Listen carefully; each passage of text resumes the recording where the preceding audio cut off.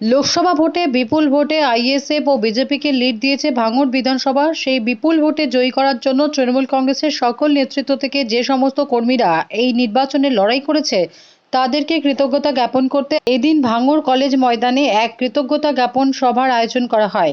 এদিন এই মঞ্চ থেকে আরাবুল ইসলামকে নিয়ে সরাসরি মন্তব্য করতে শোনা যায় শওকত মোল্লাকে। তিনি বলেন, এই ভাঙড়ের একজন নেতা ছিলেন যার নাম আরাবুল ইসলাম। নাম না করাই ভালো, অনেকেই বলছেন, কারণ হয়তো অনেকে বুঝতে পারছে না এখানে যে ঘটনা ঘটিয়েছে আপনারা শুনলে অবাক হবেন। আমার কাছে গত পরশুদিন 1,30,00,000 টাকার একটা চিঠি এসছে, কয়েকটা চিঠি পঞ্চায়েতের টিকিট দেওয়ার নাম করে 6 লক্ষ টাকা থেকে 15 লক্ষ টাকা পর্যন্ত কেউ কেউ নিয়েছে, কারো কারো কাছ থেকে নেওয়া হয়েছে। প্রধান করার জন্য এখানে অনেকেই বসে আছেন, কারোর কাছ থেকে 25 লাখ 30 লাখ থেকে 40 লাখ টাকা নেওয়া হয়েছে। যখন যেটা বলেছে তখন সেটা করেছি। আমি তো জানি না তখন ভাঙড়ের এই ভৌগোলিক অবস্থান, মাত্র 1 মাস এসেছি, কি করে বুঝবো এভাবে টিকিট দেওয়ার নাম করে যেভাবে পয়সা তসরুপ করেছে, এটা আমি প্রথমে বুঝতে পারিনি। নিজের ছেলেকে পোলেরহাট থেকে তুলে নিয়ে আমাকে বললো যে দেওতা টুয়ে টিকিট দিতে হবে জেলা পরিষদে, দিয়েছি। খাদিজা বিবি ভাঙড় 1 নম্বরে বাড়ি, বললো ভাঙড় 2 নম্বরে টিকিট দিতে হবে।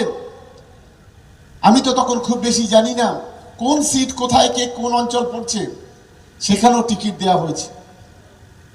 নিজে বললো আমাকে পঞ্চায়েত সমিতির সভাপতি, কারণ আমাদের দলের একটা নিয়ম আছে, দলের যে কনভেনার হয় তাকে কখনো সভাপতি করা যায় না।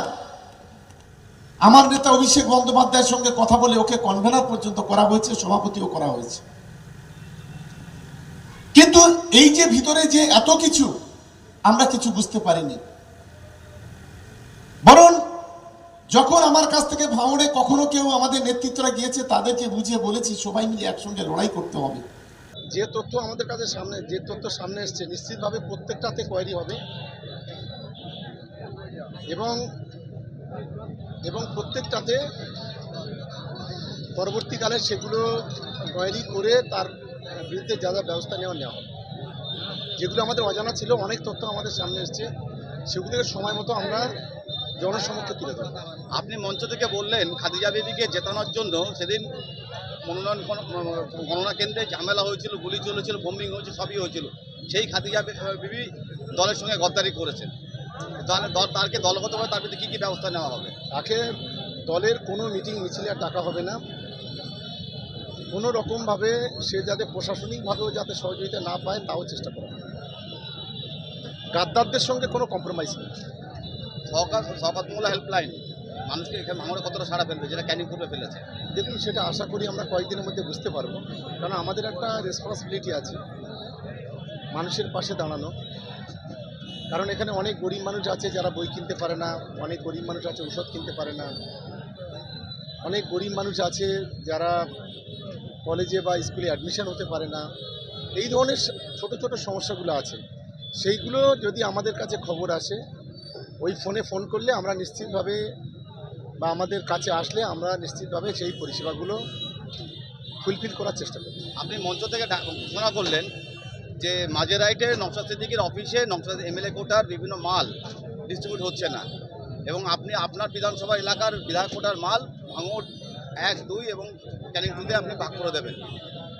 তো কীভাবে অন্য বিধানসভা এলাকার মাল, আপনি অন্য বিধানসভার বিধায়ক, সেখান থেকে আপনি কীভাবে অন্য বিধানসভা এলাকায়? এটাতে কোনো বাধা নেই, এটা জনসাধারণের ক্ষেত্রে কোনো বাধা নেই। সে ক্যানিং পূর্বের যেমন মানুষ, ভাঙড় বিধানসভা তেমনি মানুষ। কিন্তু যেহেতু এখানকার যিনি বিধায়ক, গরিব মানুষকে তিনি যেভাবে বঞ্চিত করছেন, তিনি সব মালগুলো ঠিকমতো ডিস্ট্রিবিউশন করতে পারছেন না, ফলে আমাদের একটা দায়বদ্ধতা আছে এই এলাকার মানুষের প্রতি, যার কারণে আমার বিধানসভার কিছু মানুষ হয়তো বঞ্চিত হবে, কিন্তু সেটা আরেক যদি এই বিধানসভার কিছু মানুষ পায়, আমি আশা করব আমার বিধানসভার মানুষকে বলবো যে তারা এটাকে যেন খুশি মনে নেয়, এটাকে যেন তারা গ্রহণ করে, এই কাজটা যেন আমার করার জন্য তারা সহযোগিতা করে।